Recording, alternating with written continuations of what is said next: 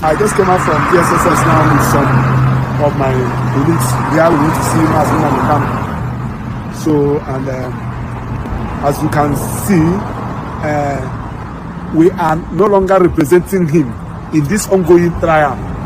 But some other matters that for him, and which we are handling both in Court of Appeal, the Federal High Court, and in some other courts.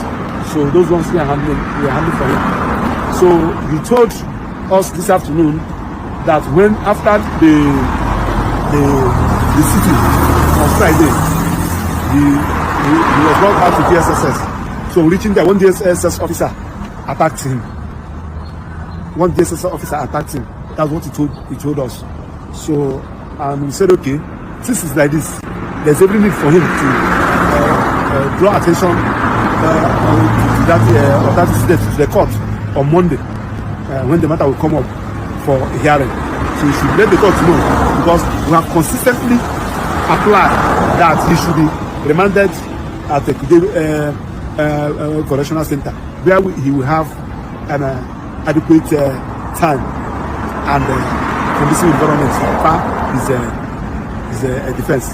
Now that the court went to the DSSS and attacked him, and he has been mentally tortured, he was sad, and this is somebody who wants to go and enter trial, enter defense on Monday.